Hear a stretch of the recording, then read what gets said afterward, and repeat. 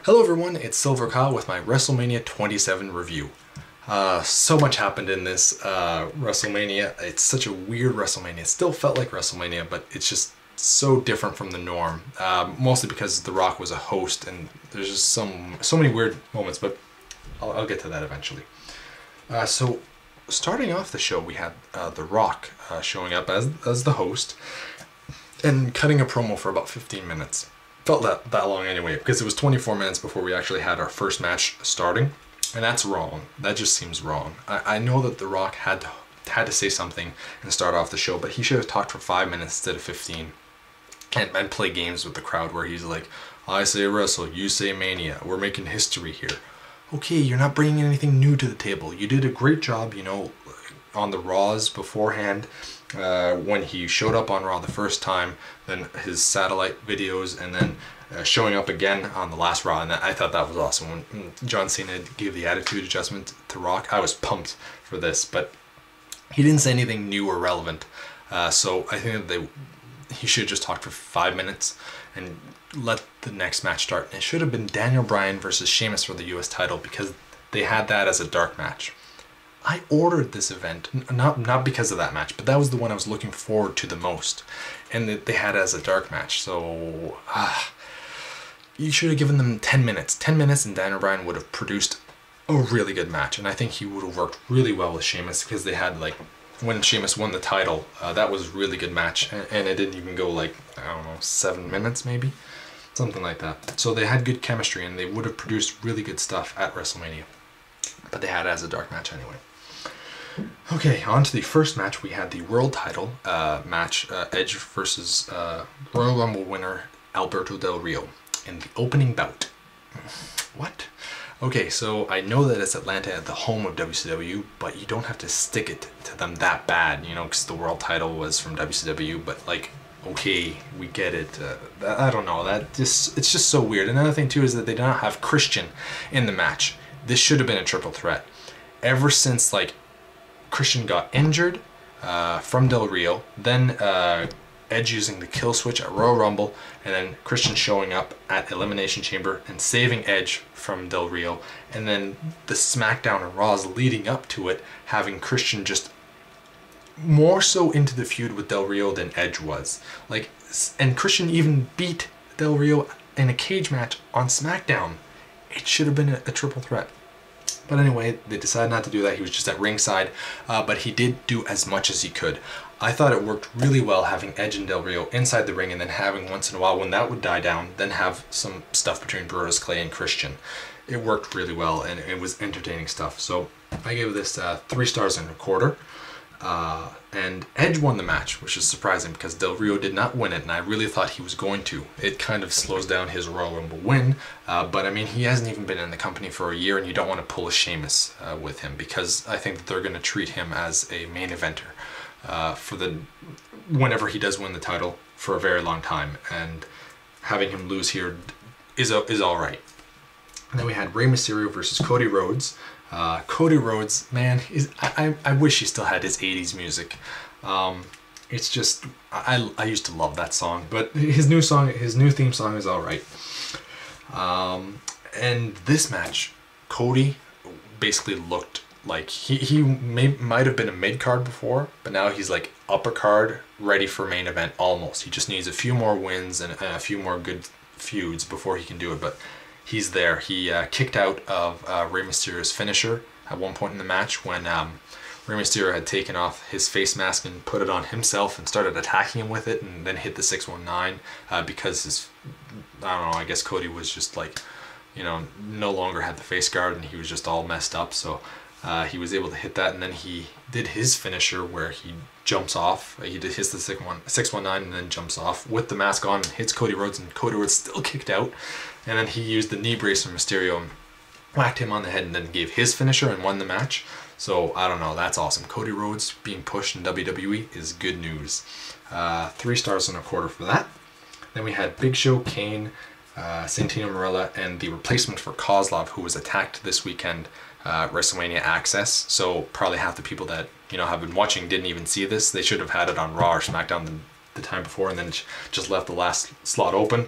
Kofi, Kingston, who did get a decent pop, but I mean, they were probably just confused as hell. I thought it was Kozlov that was supposed to be in this derp. What? And then versus the Corre.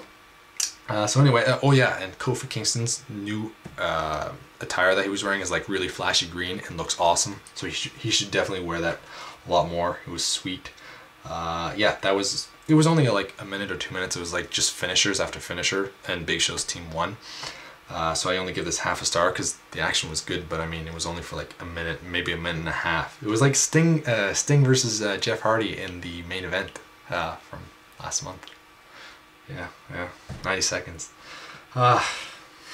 Anyway, then we had Randy Orton versus CM Punk, which is the second biggest feud that I was looking forward to the most, because I think that they've been doing an amazing job building this up with, you know, CM Punk's reasonings for hating Orton because he punted him in the head a few years back and made him lose the title because he couldn't defend it.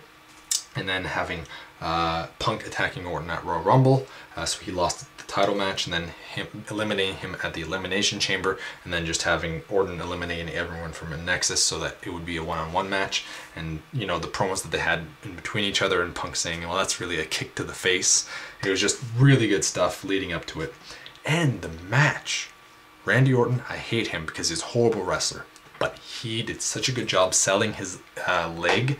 Punk just kept going after it, and he had injured it before, and Orton did such a good job selling it.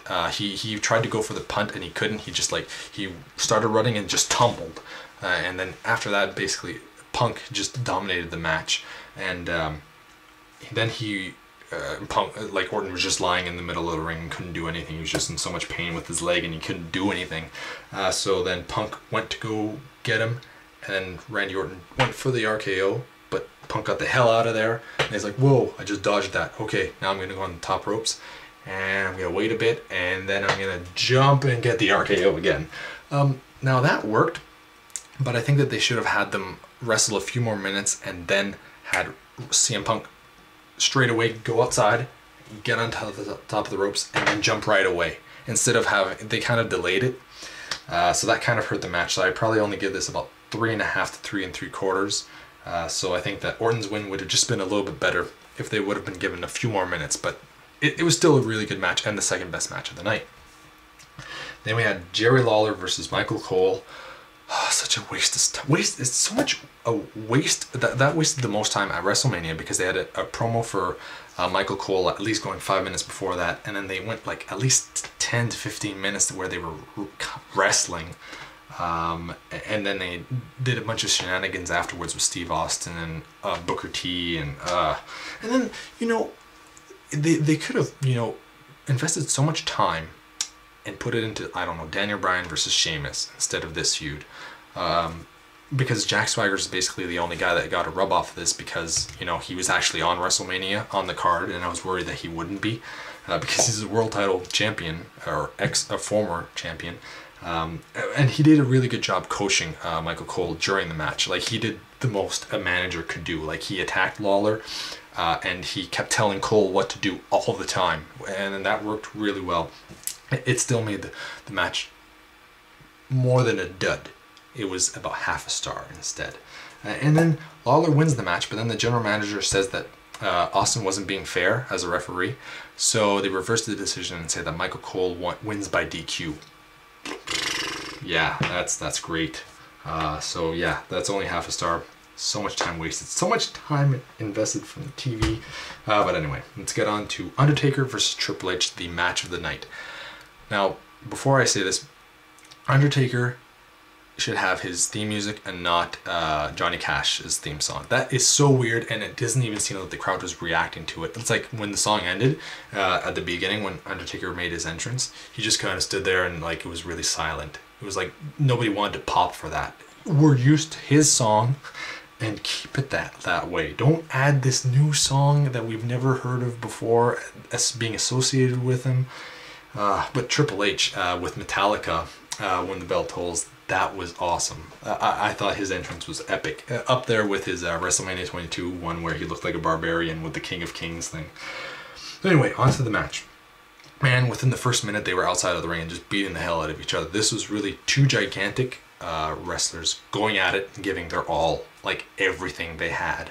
There was one part where I thought that that Triple H was really injured, and that he had injured his left wrist, I believe, because it looked like Undertaker had him on top of an announcer table, and he threw him outside onto the ground, but he threw him over himself from the announcer's table right to the ground, and that looked bad enough. But then you kind of see on the replay that he hit his wrist, and he was like holding his wrist for the entire match, and I really thought that he was injured, because he kind of just, after he got thrown down, he stood there kind of like just lied there for like a minute holding his wrist, and Undertaker didn't do anything. He didn't touch him for a while, but then he's like, okay, screw this, and he does the dive, and then the dive looked like Taker had injured himself there. But they continued on with the match, and then they had like, one word to describe this match is brutal. That is perfect. Intense, you know, anything like that. It was just one of the most brutal matches I've ever seen. I haven't really seen any like hardcore matches where they're just bleeding like everything. There was no blood with this, but everything else was just boom, up there. The only bad things with this match was that it was kind of slow paced at times, where they didn't do anything and they were kind of delayed, and they didn't go for it. I think that's why I didn't enjoy it as much. It's still really good, but it could have been better. So they went at it for like 29 minutes, and there's one part where Triple H, you know, he gave Taker the he threw him into the announcer's table. He gave him 3 pedigrees, and then he took the chair and just whacked the living daylights out of Undertaker. And Undertaker was lying there, like he was selling the beatdown so well, like he was so out of it, and he could barely do anything. I've never seen the Undertaker so vulnerable, even more so than when he was in his feud with Kane and like lost his powers. Like, it was insane how good of a job that both of them they were actually doing. Like, even Triple H, when he would get his beatings, he did such a good job selling it. And then Triple H took, and he's like, die, just stay down, why won't you die? He was going insane. He just wanted to end Taker's streak and kill off the Undertaker, basically. And he takes him up and he gives him like 3 pedigrees, and he takes him, and then he gives him the tombstone. At that moment, I really thought the Undertaker was going to lose, but he somehow kicked out of it. And then eventually, the only reason why he won the match was because the Triple H went for him again, and he reached down and he was in the perfect position for the Hell's Gate. So it was just by a chance that Undertaker won that match. So there's so much that went into this match, and I wish that they wouldn't have delayed some parts, because it could have been better. So I give this 4 to 4 1/4, and the crowd was wild for this, but still such a weird feeling. It's really hard for me to rate this match, and if you've seen it, or if you are going to watch it, you'll know what I'm talking about. So yeah, 4 stars to 4 1/4. This is my match of the year at the moment. I still haven't seen a lot of bouts though, but at the moment, this is, from what I've seen, this is the best one. Then we had the Snooki match. So John Morrison, Trish Stratus, and Snooki versus Dolph Ziggler and McCool. This was only a few minutes long, and Ziggler and Morrison didn't even get into the match. They did do some stuff outside the ring, but they didn't actually get into the match. And I will say that the action between Trish Stratus and Michelle McCool was really good. Trish was going all out. It's like, okay, I haven't wrestled for 5 years, so I'm going to do the best that I can, and she did. That was basically the match. It was Michelle McCool and Trish Stratus, and at the end, Snooki got into the match, and actually surprised me because she did some flips and like did an all right job. She only did some flips and like hit Michelle McCool like twice, but still, that's all she should have done. So yeah, I'm just really impressed with Trish. So I give that 1 1/4 star because of everything that Trish did. She should come back. They should pay her like, I don't know, $1 million a year, because she was awesome. Anywho, then we had the main event, Miz versus Cena. What can I say about this match? It really started to pick up near the end of the match, and then it ended up being a double countout, which is weird for a main event. Especially at WrestleMania, and the only reason they could kind of get away with it was because it had to do with The Rock, because The Rock came out, said, no way are we going to have this, we're restarting the match, and then he screws over Cena by giving him the rock bottom, and then Miz pins him, and then he eventually beats up the Miz too. But yeah, it's a weird match. It didn't go very long either, like under 15 minutes, and it was kind of good but kind of not. Like, nothing really big happened until the end, and then it ended up being a double countout. Like, Cena was really bringing intense moments. So yeah, 2 3/4 for that. 7.5 out of 10. Talk to you later, guys.